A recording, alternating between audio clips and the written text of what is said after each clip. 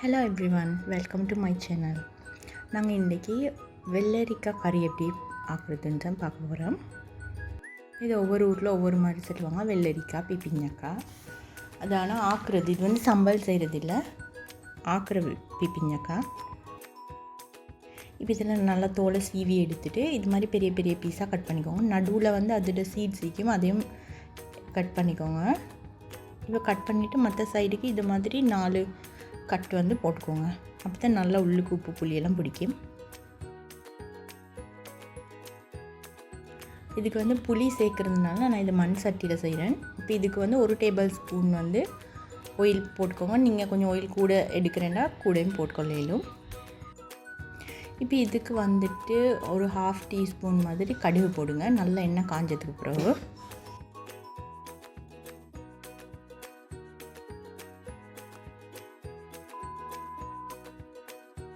இப்போ இதுக்கு கருவேப்பட்டை, ஏலக்காய் அதெல்லாம் போடுங்க. கருவேப்பட்டை, ஏலக்காய் போட்ட உடனே வந்து இதுக்கு கருவேப்பிலை, மற்றது வந்து வெங்காயம், ஒரு பெரிய வெங்காயம் ஸ்லைஸாக கட் பண்ணி அதை போடுங்க. இப்போ இந்த வெங்காயம் வதங்கும் வரைக்கும் நல்லா இப்படி மிக்ஸ் பண்ணுங்க. ஒரு பெரிய தக்காளியில் 1/2 மாதிரி கட் பண்ணி இப்போ போட்டுக்கோங்க. வெங்காயம் வதங்கினதுக்கு பிறகு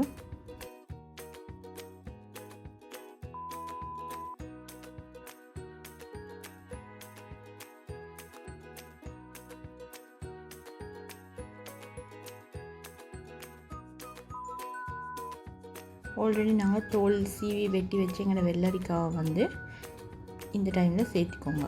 சேர்த்து நல்லா மிக்ஸ் பண்ணுங்கள்.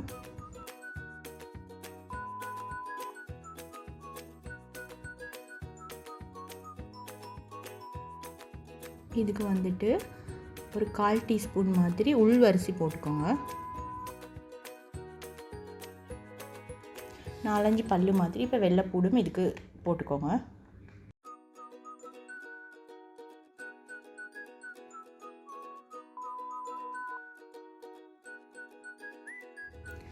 இதுக்கு வந்து சேர்த்துற மசாலா தூள் வந்து கொஞ்சம் சிம்பிளானது தான்.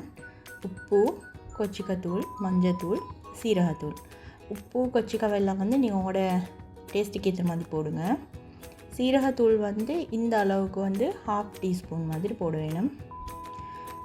இப்போ நான் எடுத்துகிற வெள்ளரிக்காய் அளவு வந்து இன்றைக்கி ஒரு 500 கிராம் வைக்கும். அதே மாதிரி மஞ்சத்தூளும் ஒரு 1/2 டீஸ்பூன்.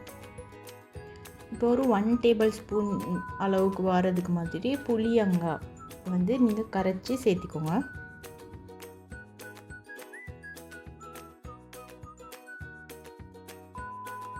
இப்போ இது வந்து வேறு அளவுக்கு வந்து நீங்கள் தண்ணியை சேர்த்துக்கோங்க. மிச்சம் இதுக்கு வந்து தண்ணி வைக்க தேவையில்லை. இது மாதிரி சட்டியில் 1/2 மாதிரி தண்ணி போட்டால் போதும்.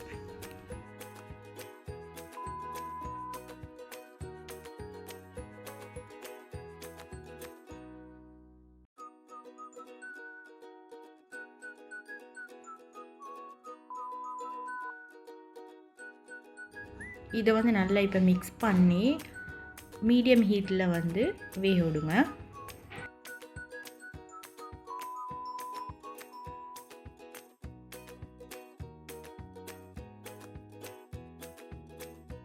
இப்போ நாங்கள் ஊற்றின தண்ணியெல்லாம் நல்லா குறைஞ்சி வெந்து வந்த உடனே இந்த ஸ்டேஜில் நல்லா கட்டி தேங்காய் பால் வந்து 1 கப் ஊற்றணும். தேங்காய் பால் ஊற்றினோன்னா தேங்காய் பால் திரண்டுடாமல் இதுக்கு ஒரு கொதி தான் வர வேணும். அந்த ஒரு கொதி வரும் வரைக்கும் கொஞ்சம் மிக்ஸ் பண்ணி கொண்டே இருங்க.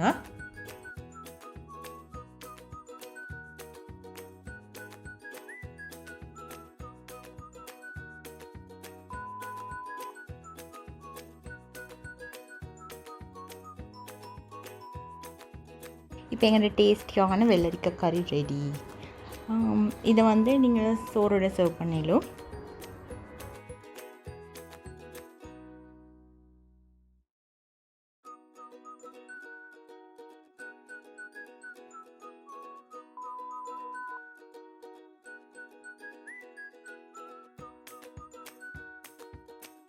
நீங்களும் இந்த ரெசிபியை ட்ரை பண்ணிவிட்டு உங்களோட ஃபீட்பேக்கை கமெண்ட் பாக்ஸில் சொல்லுங்கள்.